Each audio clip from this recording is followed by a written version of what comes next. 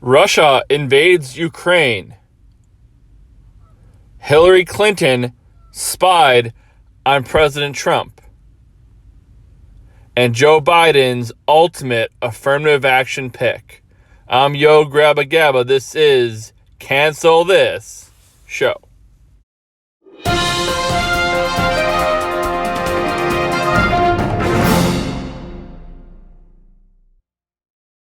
This is Cancel This, episode 28, recorded March of 2022. I'm your host, Yo Grabba Gabba. Be sure to subscribe so you don't miss anything. You can like our Facebook page, facebook.com/Pavement Road Productions. You can email the show directly, pavementroadproductions@gmail.com. Subscribe, share the post, tell your friends, all the reality TV stuff we have going on as well. Definitely subscribe and check it all out. And let us know what you think. So let's go ahead and start here. Obviously, it's March of 2022. A lot going on, a lot of topics. I'm going to try to go through them as quickly as I can with giving them the attention they deserve. We're going to start with Russia invading Ukraine. So, obviously, let's start off with this. Let's start off with, I'll explain basically what happened. For those of you who don't know, obviously, I'm sure everybody knows at this point, but I'll go through it, and I'll kind of tell you why, I think it happened, why I called it around the time Biden got inaugurated. So we'll talk about that and everything else. Let's start with this, though. So I'll start from the very beginning. According to Kamala Harris, Russia is a country. Ukraine is a smaller country. Russia invaded the smaller country of Ukraine, which is wrong. Yeah. So Kamala Harris was giving an interview to some group of people, and it was an audience of mostly minorities, mostly black and brown people, right? And the host asked her to explain what was going on in layman's terms, and that's what she said. So, according to Kamala Harris, people who listen to these shows, rap shows and pop culture shows and shows that are mostly listened to by minorities, black and brown people, are really, really stupid, according to Kamala Harris. Like, black and brown people are really, really stupid. And I have more to get to on her. I grew up as a black woman and a black girl in America, and I had to struggle. Honey, you grew up as a half Jamaican, half Indian in Canada, okay? You're half Jamaican, half Indian. You spent most of your life in Canada, at least your childhood. Get out of here, okay? You don't know anything. And you're a terrible, terrible politician. But I digress. So, Putin invades Ukraine. Obviously, lots of people getting killed all over the world, all over Ukraine. 2 million refugees fleeing Ukraine. Several people are staying to fight and protect their homeland. And obviously, the U.S. and lots of countries put on economic sanctions, including Switzerland, which is crazy. They didn't put on sanctions against Hitler, but they putting them on against Putin, which is interesting. So, obviously, with all this going on, the world's reeling. Gas prices here in the U.S. going up, lots of craziness going on. Good for Vladimir Zelensky, who's staying put. He could have fled the country and like the president of Afghanistan did, taking his money and ran. But Zelensky stayed, and even though Russia is starting to kill him and replace him with somebody else who's more pro-Russia. So that's what's going on. There's lots of propaganda on both sides that, there's Ukrainian fighter pilots shooting down all kinds of Russian planes and blah, blah, blah. There's models running to the border with AK-47s to defend the country. And, including Zelensky's running the front line to try to defend the country. Not really true. Russia's, talking about how swift it and how easy they're taking over the country. That's not true either. Both sides are, just, over the top with their propaganda. But of course, the U.S. will just, people in the U.S. and the U.S. media will just soak it up because, if it's a good story, who cares if it's true? So that's what's happening, devastation in the world. I mean, obviously, Putin has been wanting to do this for a long time, and now he's finally doing it, right? So it's a horrible thing. He's hitting civilian centers. He's trying to just cripple and break the will of the Ukrainian people, and just conquer the land. And nothing Putin's doing here is good. Nothing is a positive thing. There's no, no justifying any of this. And we know this. And we know that there's, especially when and I guess Putin's a bad guy, horrible guy. We know this. Is doing terrible things, has been doing terrible things for years. Is gassed and poisoned his own people. People who stood against him. So I guess in 2022, we're starting to realize that there are bad people in the world. And the world isn't as we see it here in the U.S. I saw a baking show from Britain that had ethnic minorities on the show. It had Asians and Africans, African British, I guess, not African Americans, but people from black people on the show, and people who are homosexuals and LGBT, and it was crazy because watching the show, they didn't really care, right? Like, it was a thing. Like, they told the story about the people and they said, "Oh yeah, myself and my wife," the woman said, and the black guy was there and he was doing his thing, and it was very just average. It was very normal. And I thought to myself, like, isn't it weird that in other countries we can see things that are happening, or in other countries people can just be who they are. Like, we don't have to make a big deal. Oh my gosh, you're gay. Oh my gosh, it's so amazing. It's okay. They're gay. Who cares? They're a person. We have to put everybody in a box so we can quantify them and shape things to them instead of just letting them live their lives. Right? It's like we have to make victims out of them. Just let them be. And there's real victims right now in Ukraine who are being killed. But we're worried about here making sure we have enough trans representation in government. It's like, okay, how about you just put the most qualified people in there? Obviously, we never did that. We stopped doing that a long time ago. We have the biggest collection of morons. I know I heard a comedian say, actually, Michael Rappaport, I disagree with most of what he says, but he did say that, because, celebrities are charismatic. They're also dumb. They're famous because they're charismatic, but they're not smart. And I completely agree. Marky Mark says the same thing. Mark Wahlberg says, don't take your political advice from celebrities that don't live in the same world you do. It's the same thing. And government officials are just as dumb. So, we're talking about, Ukraine and Putin invading Ukraine, and everybody's standing up against Putin because what he's doing is horrible. Yeah, well, we know this. We haven't. There's been a lot of bad people in the world. There's lots of evil, but we are so stuck in our own little world that we don't even really notice it. And now that it's happened, and they're invading Ukraine and everything like that, and people are getting killed all over the world. Well, now we have to stand up for Ukraine. And people put all these, I'm not here today to talk to you about what's happening in Russia and Ukraine. You know what's going on in Ukraine if you're paying any attention. You know what's happening. You know what's going on. I'm talking about the societal impact of that. I'm talking about what we're doing here about that. People are posting on their Facebook pages the Ukrainian flag. Cool. So that does a lot. It does a lot. Instead of paying attention to what's happening in the world, make sure something like this doesn't happen. We're going to wait till it happens and put a Ukrainian flag in our profile picture. It's pathetic. It's sad. It's horrible. But we have to. We have to do something, right? We have to do something. Well, what we should have done from the very beginning is paid attention. That would have been the thing to do. So how did all this happen? I mean, there's been, wars going on in Syria and Libya and all over the country, all over the world, right? All over the world there's been wars going on. But now it's Russia and Ukraine, and so we have to, and it's funny because it's a white guy attacking other white people, right? So now it's a big deal. Obviously, it's a nuclear power, right? Russia's a big country, and they're doing some. It's horrible. But when Obama was president, he handed Syria over to Russia, and said they can just do what they want with it. Because Assad, Obama said there's a line in the sand drawn that they cannot use chemical weapons, or there'll be consequences.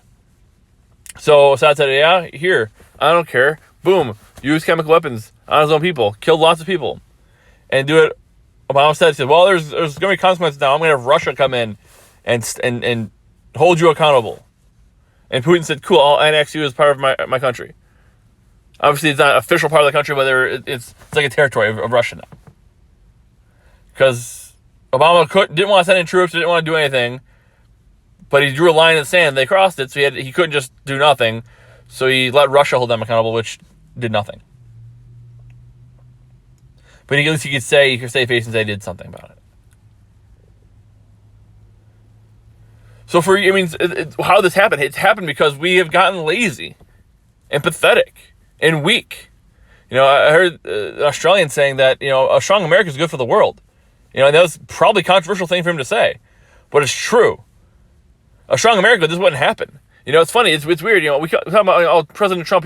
We're kind of learning, that experienced politician and a person with no experience in politics, neither one's necessarily good, right? Because Trump will just say things and shoot from the hip, and could cause some problems and some trouble. He told Kim Jong-un who said, "I have a nuclear button." Kim Jong-un says, "Yeah, mine's bigger and it actually works." Right? Meanwhile, Biden tells everybody what they want to hear, and he tries to appease everybody and make everybody his friends, and looks weak. Because he's frail. Physically. But a strong America would prevent something like this from happening. Right? It didn't happen. How come this didn't happen under Trump? Oh, because Trump was friends with Putin. Yeah, Trump had a good working relationship with Putin. That's true. And Putin didn't dare to mess with him, though, did he? Putin started making advances. Trump sent troops to do military exercises in Poland, right near Russia. And Putin knew that if he did anything, those troops could very easily show up and knock him off the face of the earth. It could very easily happen. So he didn't mess around. And Trump said in an interview, he said, I don't know if it might be just a phone call he had with somebody. He said, Putin was afraid, Putin may or may not have been afraid. He said, but Putin was saying if Putin knew he did something, Trump said he would, bomb Moscow if they invaded, a foreign country, or if they, made those flex their muscles like that. And he said Putin may or may not believe him. Probably didn't believe him, but he didn't want to take that chance either. Because being a little bit erratic in foreign policy is not a bad thing, and focusing on your own country, building up your strength. It's funny because people said, on 4th of July when Trump had a military parade down in D.C., it was fascist. Yeah, you know what though? Nobody else invaded anybody. Russia didn't invade Ukraine. China didn't invade Taiwan. When Trump was having military exercises and showing off the might of the military. But we can't do that because that seems like, you're a white. You might seem like a white supremacist if you do that. Which you have to bend yourself into quite a pretzel to be able to come up with that in your head. But showing that we're strong and we're not afraid to use our military, we're willing to drop a bomb on you. We're willing to take out a Iranian. Trump's goes at World War III. He took out an Iranian general. Oh yeah, that didn't happen, did it? No, Iran got back in line. They were mad. They screamed and hollered, and then got back in line. They wanted to acquire a nuke. Biden's gonna help them get a nuke. They hate the Jews, and they hate the Jews, and they hate the Saudis. But let's give them a nuke. And they hate us too. Let's give them a nuke. That's fine. But when you focus on putting America first, a strong America is good for the entire world. And when you have a strong military and you're not afraid to use it, again, should we go and get in World War III and start World War III with Russia? Absolutely not. Absolutely not. They're using sanctions right now that's actually working. But they should have done? They should have had sanctions years ago. Trump had sanctions. They couldn't do the Nord Stream pipeline. But Biden came in, canceled the Keystone pipeline from Canada to the U.S., and opened the one from Russia to Germany. Germany wanted it? Okay, Angela, you can have your Nord Stream pipeline. Meanwhile, Putin's sitting there laughing. Like this idiot. We are I think what somebody said, maybe even John McCain said, they're a gas station with a country attached. They have more natural gas than pretty much anywhere in the world. And we get like 10% of ours from there. Of course, gas prices have been going up and up and up in the U.S. for 2 years now, since the election. And now it's gone up a lot because of, losing 10% of our, because we can't get our gas from Russia. So, of course, by the way, as a side note, we can't get our gas from Russia. So what did Biden do? Well, he went again, hat in hand, to Saudi Arabia, our ally, and asked them for more to produce more. OPEC to produce more oil, more gasoline. And they told him to piss off again. Like the sixth time in a row, he's gone there and asked them, and the sixth time in a row, they told him to piss off. It's really funny. They're our allies. They keep telling him to piss off. And why? Well, because he's working with Iran, and Iran hates Saudi Arabia. He's willing to give Iran a nuke, and Iran wants to use that nuke on Saudi Arabia. But he wants Saudi Arabia to help us out in a time of need. Yeah, they don't trust you. Why would they? And of course, Stephen Colbert on his show talks about how, we can't get oil from Russia because they're bad, so we have to go get the good guys, Saudi Arabia. Yeah, I don't think any of them are good. I don't really love being reliant on Saudi Arabia. Do I like to be relying on it myself? We had our own pipeline, and our moron president shut it down because we can't. Because the environmentalists, because he might get yelled at by an 18-year-old. How dare you? How dare you? Yes, so we have to get gasoline still because we need it. Because, it powers everything in the world. We can't use nuclear energy, God forbid. So we have to get oil. Natural gas. All right, so let's go get it from, now, we're going to go to, we asked Saudi Arabia. They said no. So now we're going to go to Iran and Venezuela.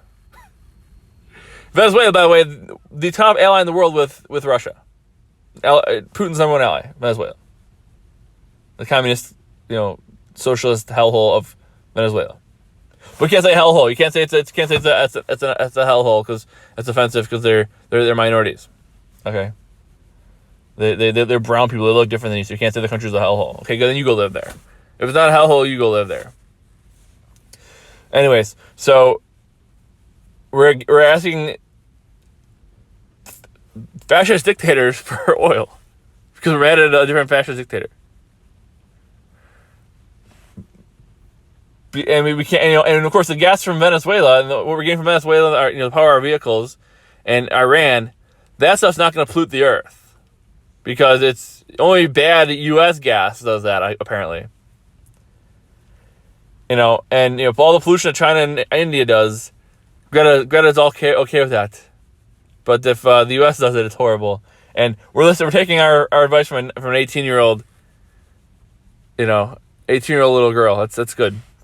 World changing policy. But we can't drill. We can't drill here because we can't get gas from Russia because Russia's doing bad things. So we have to ask other countries for our gas when we have it here. Oh, but Biden lets them out of the strategic oil, the strategic surplus. Sweet. Well, we wouldn't have needed to do that if we were still drilling here.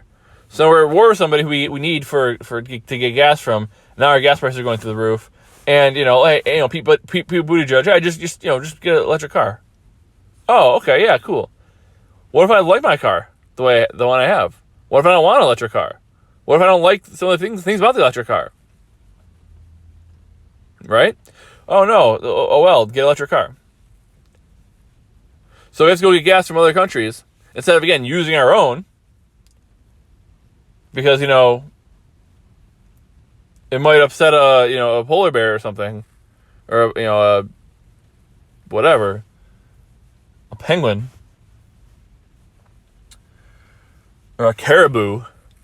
So we have to just beg other countries in other parts of the world for our gas, for our natural gas, because we need it. What can we do? Well, we could we also could have realized that Russia's not really that stable. Especially if Putin's, doing all this, making all these overtures about taking other parts of the country, other parts of the world, and annexing them to his country. So why don't we prepare for that by having our own supply of natural gas ready to go? But no, we can't do that because again, polar bears and caribou. Also, we can't. We're sanctioning, Russia and all that, and that's they're horrible. But Biden really wants to give Ukraine. He really wants to give Iran a nuke. Like, Iran needs a nuke so bad. So he's actually going to ask Russia to help negotiate the the deal with Iran because they're really bad. But I know they're bad. They're killing people and they're possibly committing a genocide. China can do that. Russia can't. But they're possibly committing a genocide. They're committing war crimes right now as we speak. Nothing will happen, of course. But they're committing war crimes. But we also need them to help Iran get a nuke. I keep saying Ukraine and Iran. I keep mixing them up because Biden did that earlier. He did in his speech. So, but we really need Iran to get a nuke, and I need Russia to help us give them a nuke. So even though Russia is killing people and invading Ukraine, we've got to still work with them to give Iran a nuke. Because that's the priority. And Biden wants to be the president who finished what Obama started.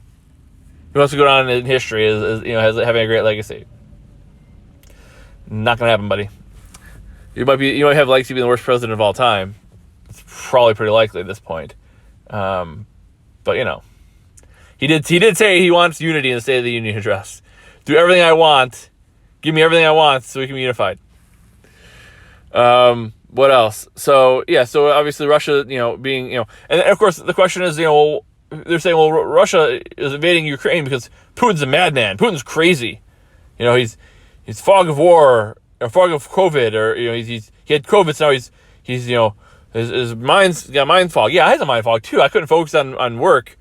I didn't start World War III when I had COVID, but maybe to each their own, I guess. Also, not for nothing, they're saying, oh, maybe it's because he's old, he's dying, and he wants to increase his legacy, so he's going crazy, and he just I don't think Putin's gone crazy at all. Putin's been wanting to do this for a long time. It has nothing to do with anything recent. The only change is that America got weak. They elected an idiot who's too stupid, incompetent, mentally slow, and corrupt to do anything about it. Right? Because people are saying, oh, Trump's going to start World War III. Trump had the most peace of any president in my lifetime, and probably in most lifetimes. He was nominated for 4 Nobel Peace Prizes. He had the Abraham Accords, basically cutting Iran out and saying, look, we don't need a strong Iran to police the Middle East. Iran's evil. Right? So, and if people are afraid that he was going to blow them up, because he did kind of sometimes just blow up random generals of Iran who are not good guys, or drop some bombs, people are afraid of that. People are, whatever. The other parts of the world are afraid of that. But when America is weakened, when Biden is doing everything he can to weaken America, and, he's not even really denying it. His people are saying we want gas prices. We're okay with gas prices going up because, people need to buy electric vehicles. They're talking about equity and inclusion and making sure we have, enough pregnant flight suits for, the pregnant women who are flying airplanes, and we want to make sure we have enough representation of the gay community in the Air Force and in the Marines and the Army. We want to make sure that diversity is important. We want to make sure that we have inclusion. We want to make sure that we don't pick people based on competence. We pick them based on their race and their orientation and their gender. So when other parts of the country, other countries see that, they're like, "Wow, okay." When we surrender Afghanistan for no reason because Biden wants them a win because the poll numbers are down, and guess what? They went way down further than that. We look so weak and pathetic. When we don't know who our enemies are and who our friends are. When we crap on our friends and make overtures to our enemies, that's a problem. That's a big, big problem. What's more, here's another fun fact for you. When the Olympics were going on, Russia and China were in contact. And Putin's like, I really, really want to take Ukraine. I really, really want to take Ukraine. And China's like, yes, we have all this propaganda going on with the Beijing Olympics, and the Olympics are, they're important for us because we want to talk about how great we are and how the Uyghurs are not being treated badly and how we're just a wonderful, wonderful place, and everybody should spend their money here, and we're wonderful. So please don't ruin that for us, Putin. Putin says, okay, fine, I'll wait till after the Olympics. Like 3 days after the Olympics, he invades. Do you think that was on accident? No, he waited till after the Olympics. were over because his friends in China asked him to, and then he invaded. Pretty simple. But also, the whole time this is going on, right? So the U.S. is talking to China like, hey, China, you're the other big country here. It's basically the three biggest countries in the world are Russia, China, and Ukraine. Russia, China, and the U.S. So the three of us need to talk and kind of figure out what we're doing here and work. And we'll try to work this out. And China, you're getting closer to Russia, so we should work on some measures to kind of keep Russia from invading. And China said, okay, cool. What kind of intelligence do you have on their invading? And Biden gave it to him. Oh yeah, here's some intelligence we have. China says, wow, okay, thanks. Here, Russia. Here's everything that they know. Here's everything they have on you. Here's all their intelligence. China turned around and gave it right to Russia. Because we don't know who our friends are and who our enemies are. We had this global war on terror that just weakened us for 20 years. And now, China's all about becoming a world leader and dominating the world and, all those things.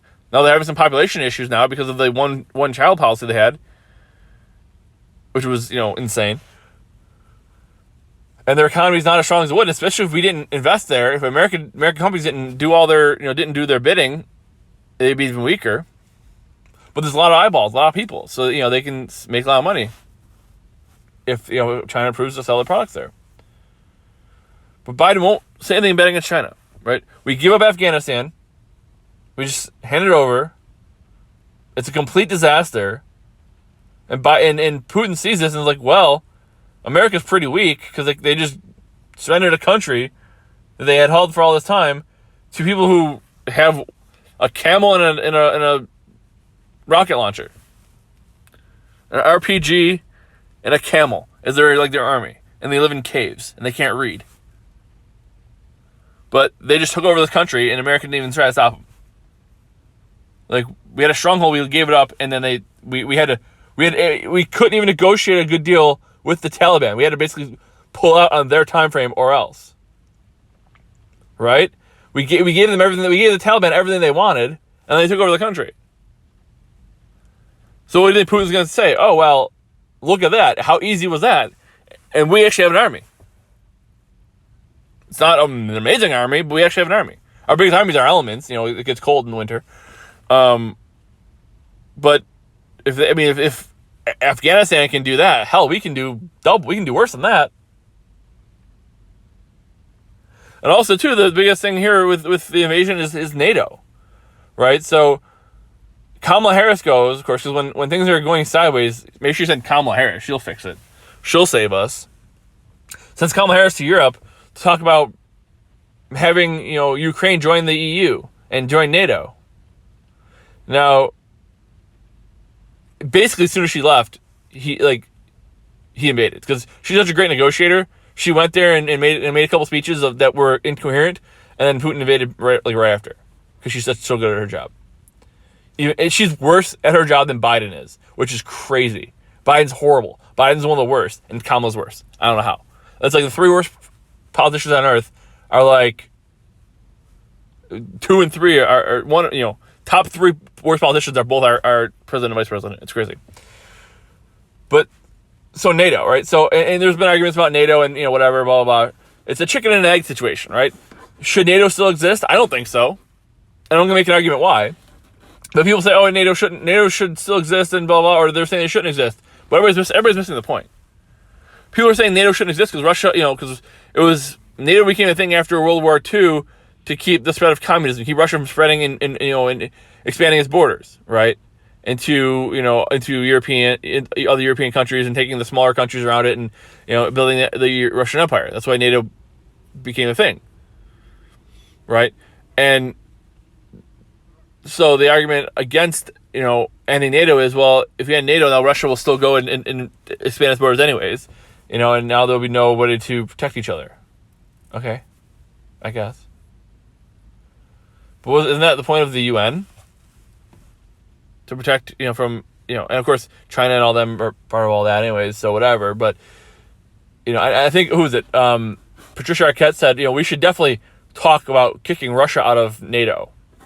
NATO was created to fight against Russia, so Russia's not in NATO. But again, listen to your celebrities. They know. So, all that being said,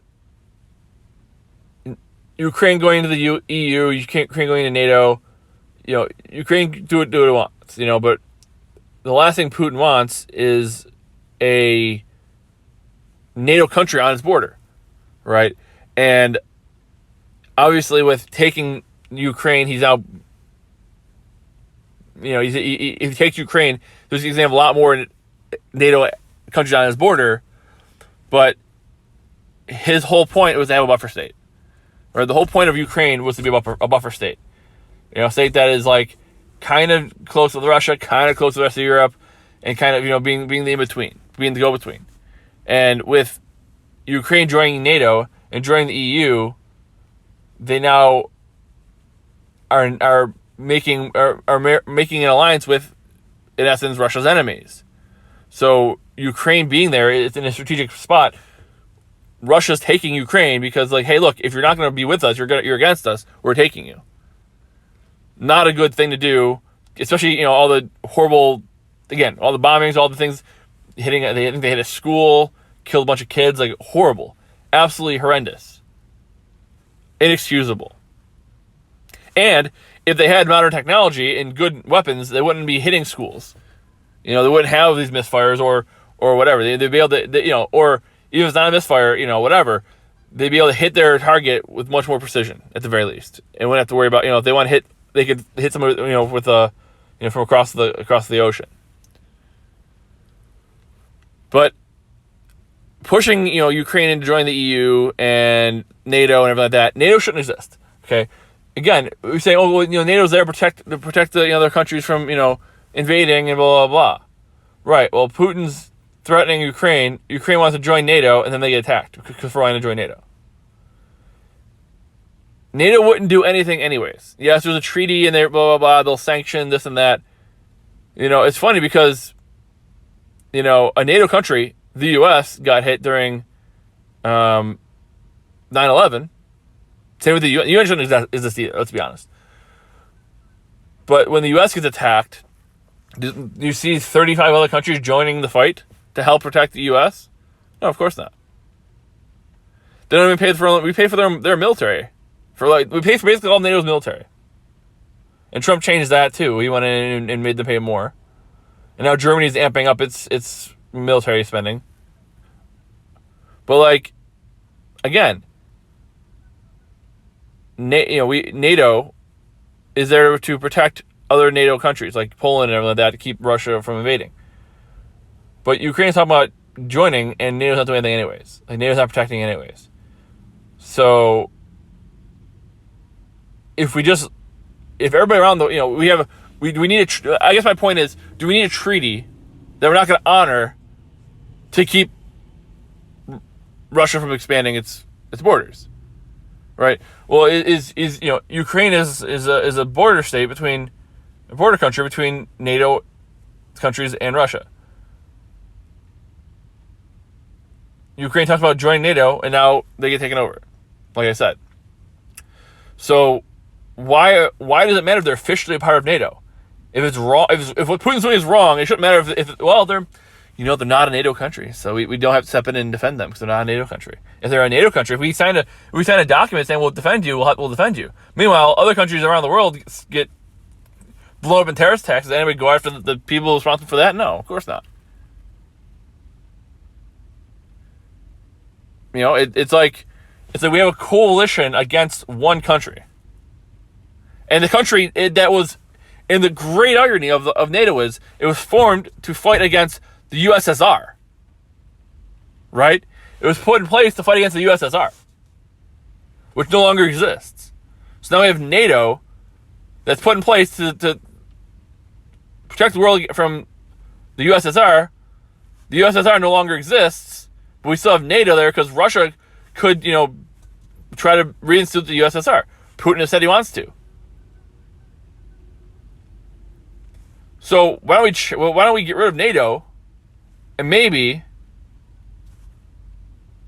because the USSR is gone, maybe if we don't have all these NATO countries with their sworn enemy being Russia, it's like saying, well, we got rid of the bad guy, but we're still going to keep are focused on what's left of the bad guy. But the bad guy's gone. So if you keep like focusing you put nukes in countries around Russia, and Russia's surrounded on all sides by nukes, well, I would maybe want to do something about that too, right?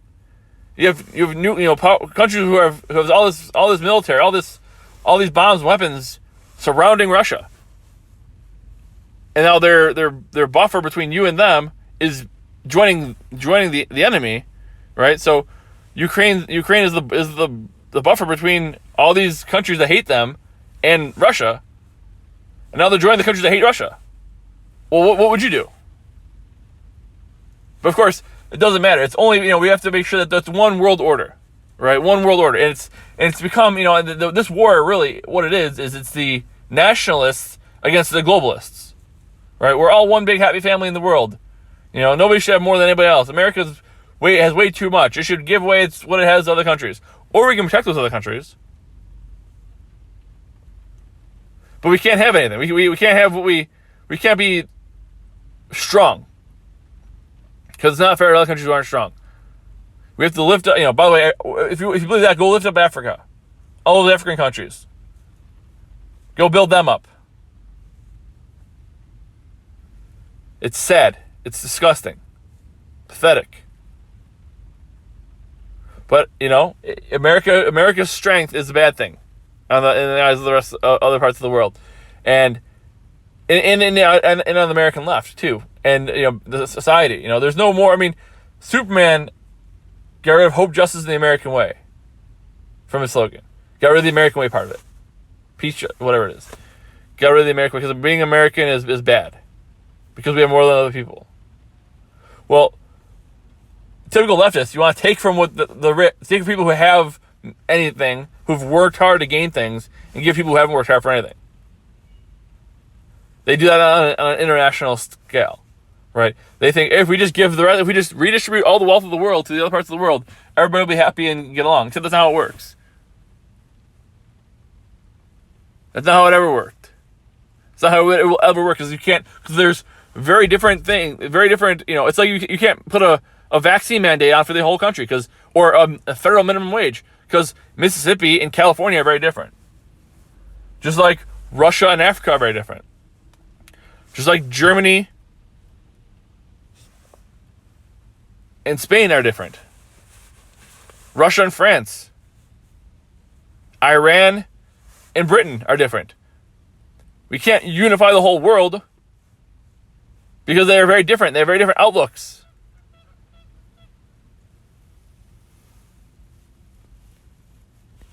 But a weak America could help with all of that. Could help keep everybody safe. Could help protect the innocent. Or not. Or stick to ourselves. That's fine too. But openly displaying weakness is not good for anybody. And it's not the only factor, but it's definitely a factor in Russia invading Ukraine. There's a lot of factors that cause Russia to invade Ukraine, but America's weakness is no small part of it.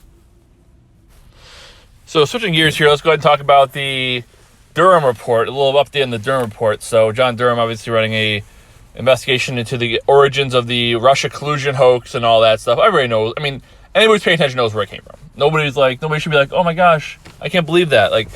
It's pretty obvious, right? And now he's got some evidence, and it's pretty huge. Of course, nobody's going to talk about it, because with zero evidence, nothing even seemed remotely close to the truth. And we ran with it on the media for 4 years, interviewing Adam Schiff, who's still getting interviewed left and right. They're still interviewing him all the time.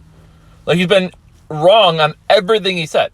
The media is such a battered woman. They are. They go to these guys. The guys tell them what they want to hear, and it turns out to be incorrect, but they still defend them, and it's still incorrect. And they bring them back on again to say the same things again. Or to make up new stories. Nobody watches your show because you have people who aren't credible on your show. And people's not watching, So you have them on, those people on again to say more stuff that's not true, and then less people watch, and the cycle continues. Like, why are they still interviewing Eric Swalwell? Why are they still interviewing, why? Eric Swalwell, why? Why are they still interviewing him? I mean, he slept with a Chinese spy, and yet we're still interviewing him, we're still giving him the time of day? It's crazy. And of course, nobody asks him about it, nobody holds him accountable for it, and these guys aren't dumb, they're only going to go on the networks that, prop them up, not the ones that actually question them on anything. It's insane. It's craziness.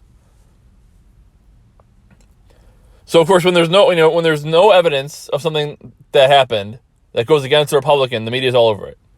When there's credible evidence and indictments against a Democrat, nothing to see here.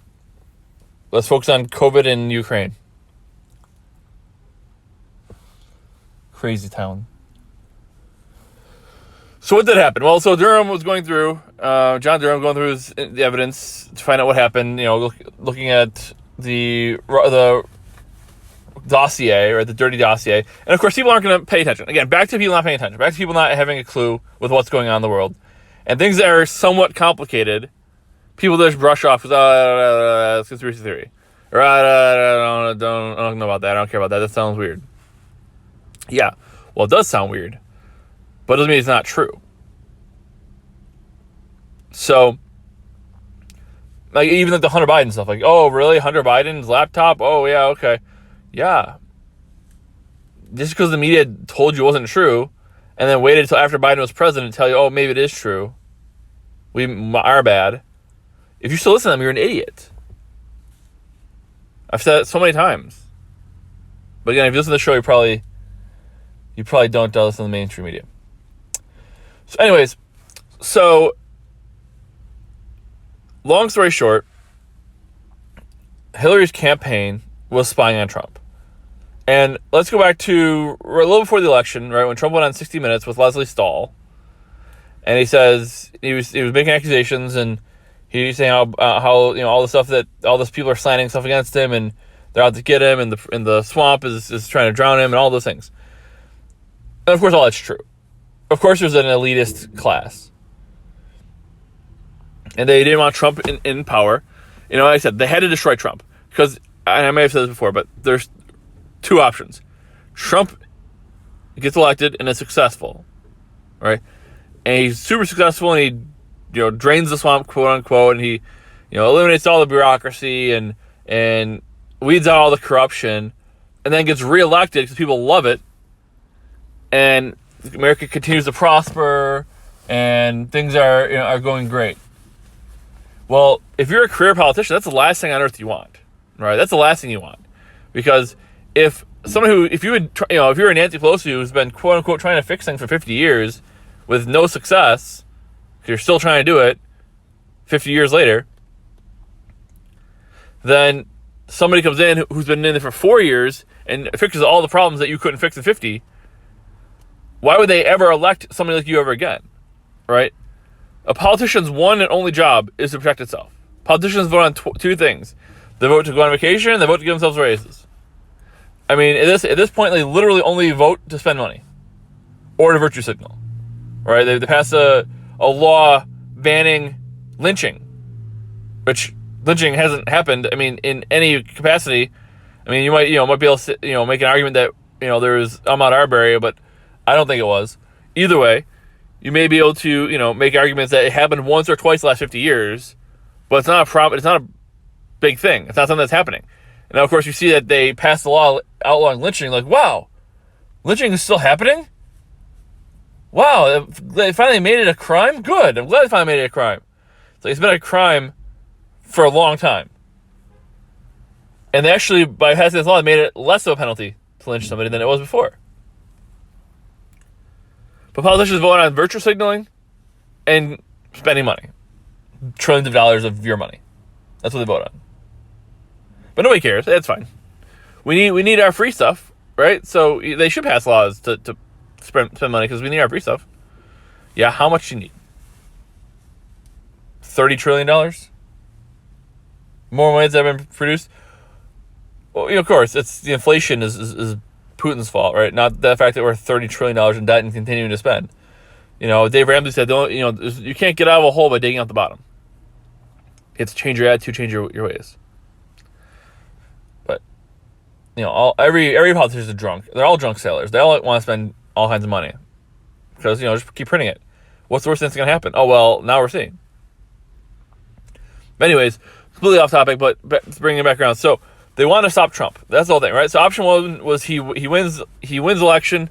He does great things, solves all kinds of problems, and gets reelected, and the country prospers for 8 years, and people look at that and say, wow, he was a great president. We can never have another politician ever again because, they can't do anything, and these people from the outside come in and they fix the problems.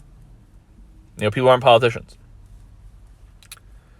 So, option B, then, is scandal-ridden, one-term president, country's in bad shape, and he doesn't get reelected. He gets elected the first time, doesn't get reelected again. And that way the politicians can point to, see what happens when you elect somebody who's not a politician like us. Somebody who's inexperienced are going to cause all kinds of problems for the country. So they had to destroy him. Because not only, it's a pass or fail, right? He either passes with flying colors and fixes all the problems of the country, and there's never a career politician ever again, or he fails, and the politicians can point to that and say, see, that's why you elect us. And that's what they did. They had to destroy him. So they wanted to try to get the election overturned by pointing to there being a Russian agent planted in the Trump's campaign. Didn't quite work out that way. But they're trying to dig up dirt so they could expose it, get him removed from office, or not if they could do it before the election, get him not elected, and have Hillary win. So the DNC and Hillary campaign funded the whole Russian dossier, fake dossier, written by a British guy, former British intelligence agent, and made up all this stuff about Trump, and then they used that to get a warrant to spy on the Trump campaign. And the warrant was done under false pretenses. People have been indicted on that as well. But not only that, right? Not only is that a problem that shouldn't be acceptable and shouldn't be allowed in our country, but they then got access to the internet provider for the Trump campaign, Trump Tower, and the White House. And they used that information to hack in to the lines. Phone lines, the internet lines. They were spying on the President of the United States. On the President of the United States. All this is in the Durham report. Check it out. Look it up.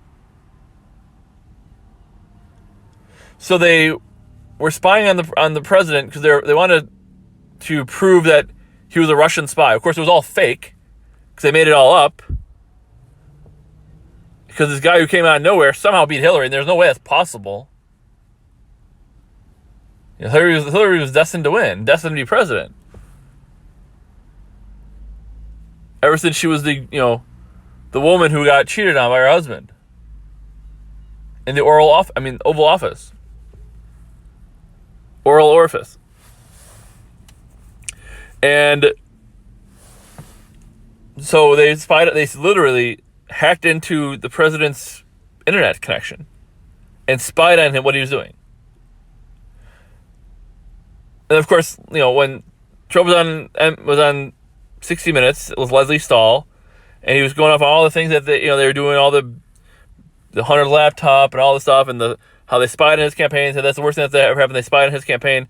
It was the worst, one of the worst things that ever happened in the history of the country. Blah blah blah. The Russia hoax. Blah blah blah. And of course, Leslie Stahl says, "Well, Mr. President, we can't confirm that. We can't let you say things on TV that we can't verify." And Trump goes, "Well, of course you could verify if you wanted to. You just don't want to because it looks bad for Biden. It looks bad for Hillary and for Biden.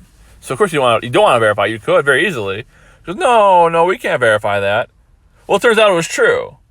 And if they had any ounce of journalism in them, they could have gone down and easily verified. They could have easily verified what Durham was working on. And of course, the Durham report came out after Trump was gone, which is terrible. It shouldn't have happened that way. But that's whether it was intentionally or otherwise, it's definitely a mistake. It should have had, But again, if there was actual journalism, they would have come out and reported the news. Like I said, even if Leslie Stahl in 60 Minutes want to say the president made some claims that were unfounded,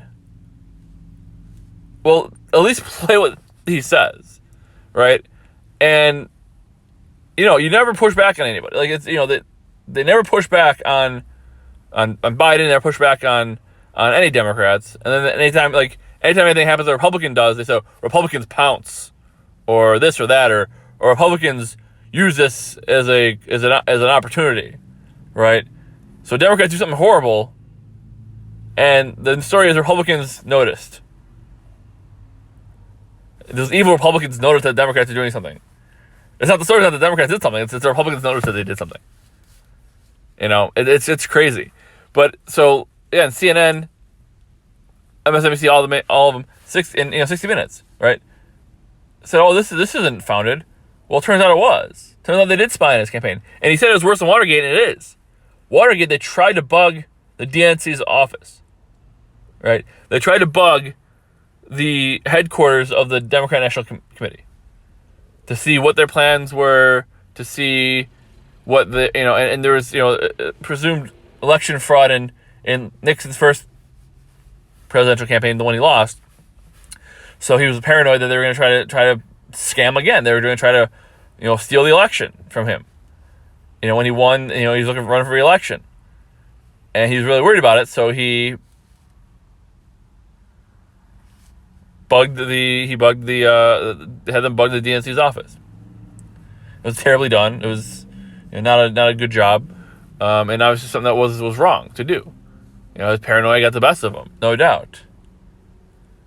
So let me ask you this: is it worse to bug a campaign, try to bug a campaign and fail, or to spy on the active president of the United States without his knowledge? Because you don't like him. And here's the thing: the left still hates him. Everything, all these stories, every story you see, 50% of the stories on the news on the internet are about Trump and how bad Trump is. It's like, okay, that's fine. You still hate him. That's fine. He still lives rent free in your mind. He's not on Twitter, so he can't tweet and say stupid things. So you have to keep him in the news to keep people hating him, to keep him focused on him and not the other things. Yeah, Biden's, but yeah, look at Trump. It's still Trump. Trump's still a jerk, isn't he? Yeah, I know.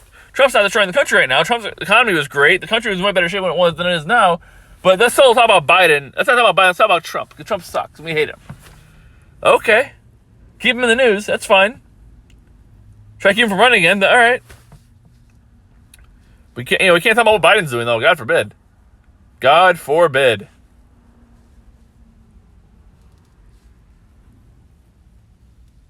And people are still, oh, Trump, he's such a jerk, blah, blah, blah. Okay. It's fine. That's your opinion. You're welcome to it.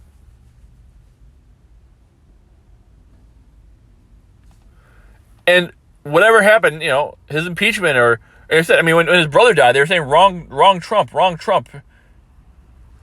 Like, that's wrong no matter what. Have I ever wished death on Biden? Have I ever wished death on my political enemies? No. So who's dividing the country? Right? Biden sent out a nice thing about, we're sorry for your loss when Trump's brother died. But did he tell his own people to stop it? Right? That's how you unify. You don't unify by telling the other people they're bad. Right? It's like, how do you unify anything? You don't unify by yelling at your enemies. You unify by yelling at your friends. Biden can't do that because he's a politician who's a slave to his base. Whatever his base wants, his base gets.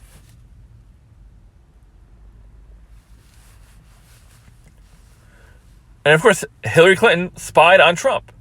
Spied on him as president. Nobody's going to talk about it, but the Durham report said so. And I know we had, before that, we had the, all this stuff with, trying to find out if Trump was a Russian agent, all those things. And we had a whole 3-year investigation, spent all this money to find out, nothing, there's nothing there. We've tried to look through all this information, trying to find a crime. Here's another fun thing. So Letitia James, the DA of the AG of New York, right, who was trying to take down Cuomo and now wants to be governor. She ran on, we're gonna get Trump. We're gonna get Trump. Now, what are we gonna get him on? Well, we're just gonna get him. Well, they're trying to prosecute him in Manhattan. And a little story that snuck under the radar: the prosecutors in Manhattan are trying to get Trump. All resigned, all of them, because they're being forced to look up and try to find information that doesn't exist, being pressured to prosecute somebody for a crime they didn't commit, and not only was this crime they didn't commit, a crime was not committed. Even worse, a crime wasn't committed. So we're trying to get you on a crime that didn't happen. But we see you, we don't like you, so we're trying to find a crime in your past that may have been committed and then get you with that. It's crazy. It's insane.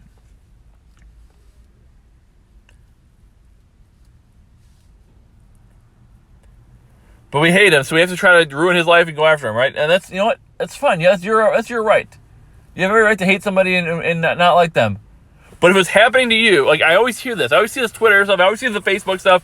People, oh, you're, screw Trump, or oh, he's just such a Karen, or oh, this, this or that, or Trump's a jerk, or Republicans are bad, and blah blah blah. And anybody who does anything bad to a Republican is fine. It's whatever. Bernie Sanders is, we should make oil companies pay more in taxes, and they're gouging the prices. Oh, really? They only started gouging the prices when Biden became president. Weird, right?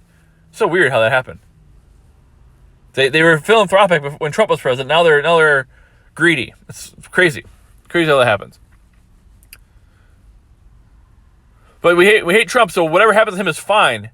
If it happened to us, it'd be the end of the world, right? People love canceling people until they get canceled. And that's what I've been saying for how long. If you should defend your enemies more than your friends. Because if they're willing to do it to your enemies, they'll be willing to do it to you once you become their enemy. How many times do we have to say it? How many times does history has repeated itself before people finally understand? It's mind-blowing. It's baffling. Right? I mean, for my friends, mercy from enemies, the law. Right? Justice for my enemies, peace for my friends. It's crazy.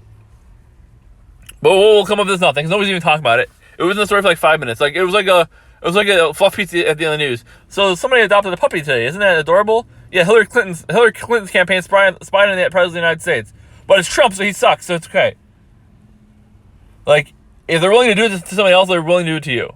And it's coming. Again, people say conspiracy theory. Guess what? Conspiracy theories happen when we have a corrupt media. When we don't have an honest media. Conspiracy theories happen.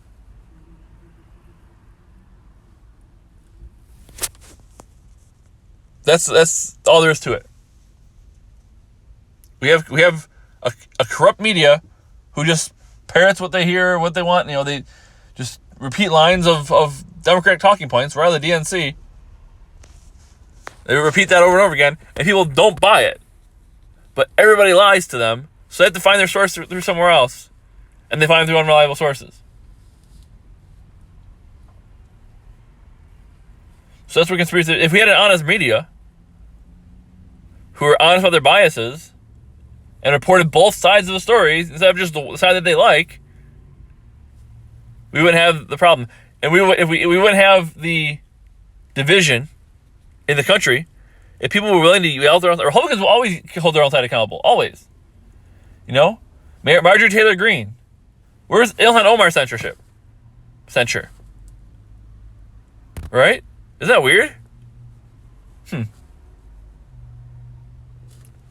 Right, Ilhan Omar, the anti-Semite, talks about how Al-Qaeda is great and 9/11 wasn't that bad and everything like that, and how she hates Jews. Marjorie Taylor Greene makes a couple comments from years ago about Jews, and she's kicked off all her community assignments. Ilhan Omar is accused of marrying her own brother to get him citizenship. That's fine. No big deal. But if you can't criticize your own side, that's a problem, right? I mean, Mitt Romney, Liz Cheney, they're losers. they should become Democrats. Tulsi Gabbard, on the other hand, should become a Republican. Joe Manchin should become a Republican.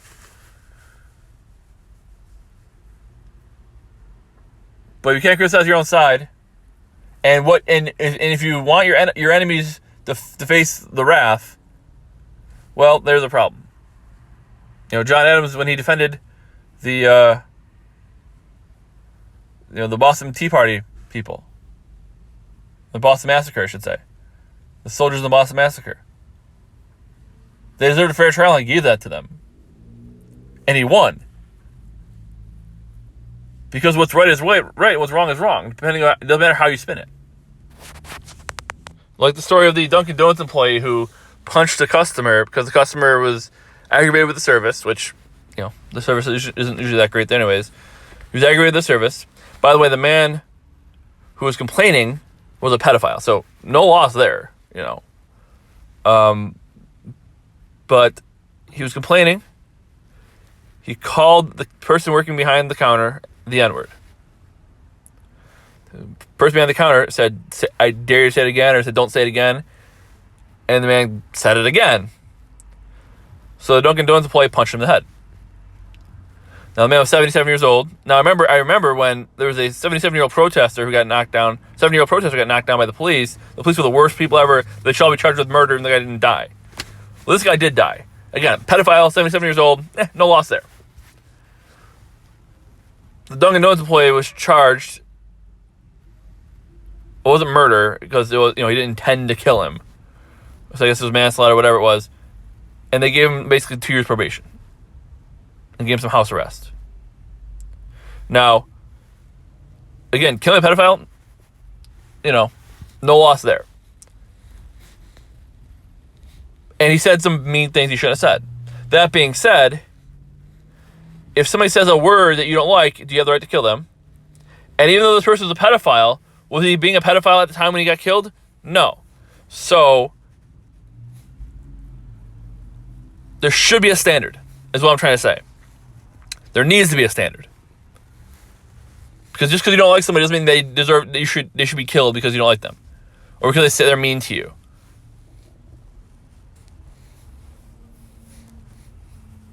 It's a sad state of affairs when we have to defend a pedophile who got killed by somebody because the person, and not for nothing, the pedophile, if you have a condition where you get hit in the head once and you die from it, you shouldn't be a jerk. Just saying. But even still, this shouldn't be accepted. Well, he did say the N-word. Okay. Well, why'd you shoot him in the head? Well, he did say the N-word. Okay. Does he deserve to die for it? Does that word equal death penalty? Anybody who says the N-word gets a death penalty now? That's how it works? I find that not to be a good thing. That shouldn't be accepted.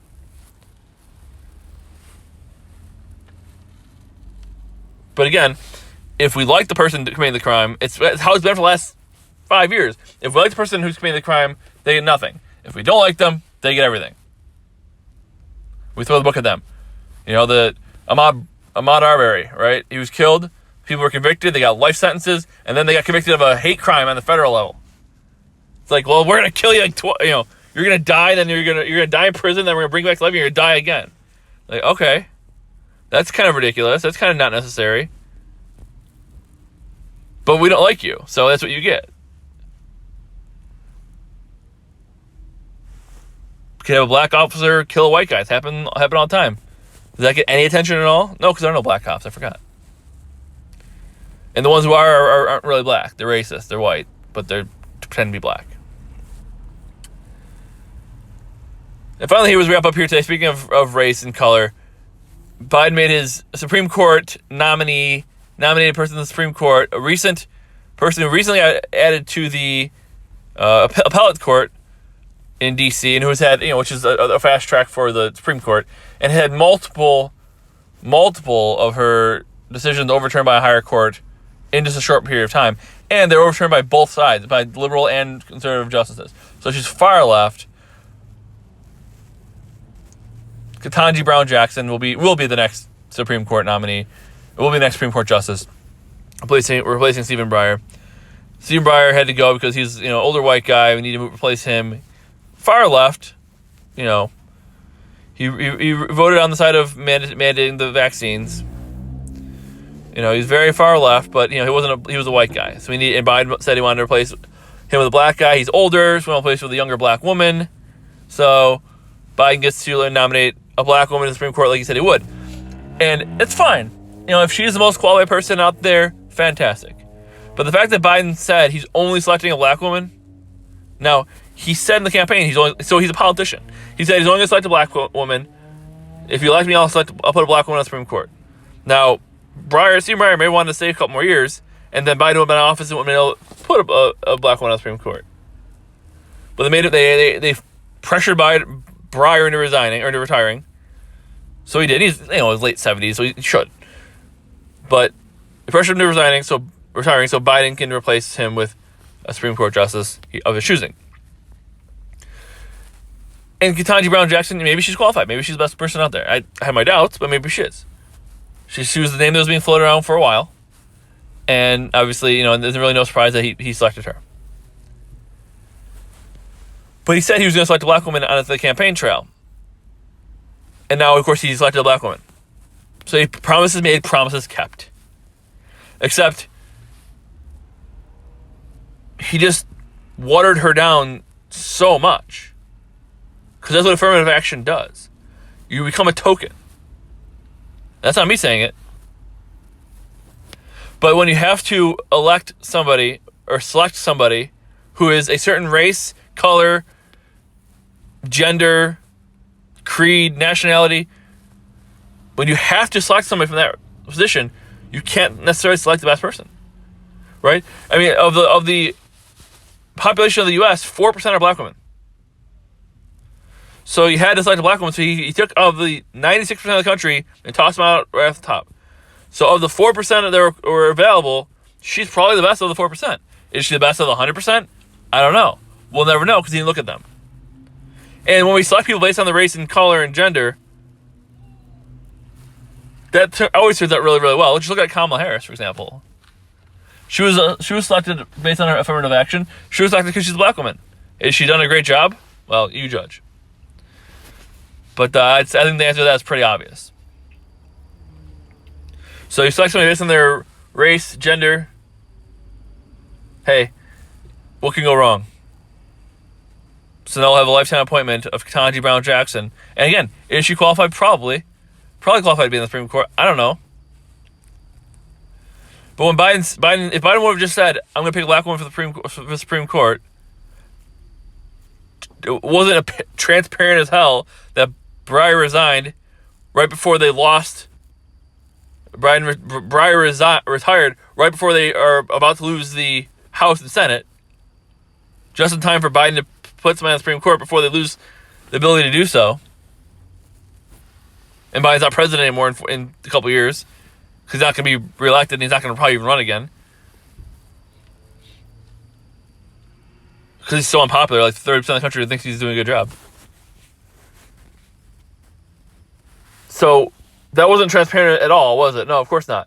And now he gets to put a black woman on the Supreme Court, and he says he's going to select a black woman, so he selects a black woman. He said, before he selected her, before he made a selection, he said he was only going to select a black woman because he said he promised to select a black woman. Why that matters, I don't know. What the race is. Have them all be any race. Have them all be Asian. Have them all be Native American. I don't care. As long as they make logical sense, as long as they have good opinions. As long as they take the Constitution and apply apply their reason to it, and apply the Constitution to the laws and see if the laws there are constitutional. That's ultimately their job. Biden tried to pack the Supreme Court. He wanted to. He was talking about doing it. Didn't get a chance to do it, but he wanted to because Manchin and Sinema wouldn't kill the filibuster for him. But now he gets to put, again, it's not going to shift the balance because it's just taking a liberal and replacing it with another liberal. But if Biden would have just simply said, he could have said on the campaign trail, I think we're going to put a black woman on the Supreme Court. And then didn't mention anything, even with the transparency of Breyer retiring when he does, even with that transparency, even with that obvious game, even with that, he could have said, all right, now I get selected person to put on the Supreme Court. And then he could have selected Ketanji Brown Jackson. But since he said he was going to select a black woman, he cut her off at the knees. Because you know recruiters are going to say she's only selected based on her race. Because Biden said he's only selecting her based on her race. So if she's qualified, great. If she's not, that's fine too. But Biden didn't look at the qualifications. He narrowed it down the pool to as small of a number as possibly could, and then from that 4% of the population, he selected somebody. Because when you only select someone based on their race, based on their gender, based on their age, based on whatever, and not their qualifications, this is where bad things happen. And it's not good for anybody. Affirmative action hurts minorities. Because if they're not qualified for something, they get the job, they look bad. If they are qualified for the job and they get the job, it still looks bad because it looks like they're only hired based on their race. Because there's a quota.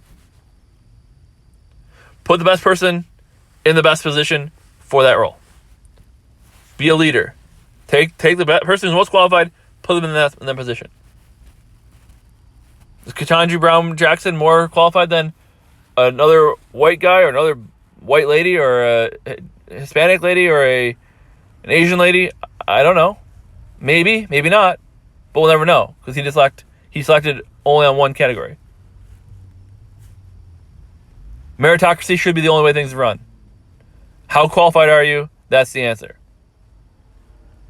But we don't live in a meritocracy anymore. We live in a dystopia at this point. Be sure to subscribe so you don't miss anything. You can like our Facebook page, facebook.com/Pavement Road Productions. That's Pavement Road Prod on Facebook. Email the show directly, pavementroadproductions@gmail.com. Subscribe, share the post, tell your friends. We'll have all our reality TV stuff coming out here as well next couple days. Got all their reality TV stuff once a week at this point. Over the summer, that'll obviously, that'll obviously tail off a little bit. We'll still try to get these out as often as we can. Basically doing a monthly show at this point. And we'll try to do more over the summer. But this March show has been really fun. Appreciate you listening. I know it ran a little bit longer, but there was a lot to talk about this week. A lot to talk about on this show. So appreciate you sticking with it and listening to it all the way through. Like I said, like our Facebook page. Be sure to subscribe so you don't miss anything. And I'll be back here soon. We'll try to get one out here before April. If not, we'll see you for the April show. And until next time, bye, Dan.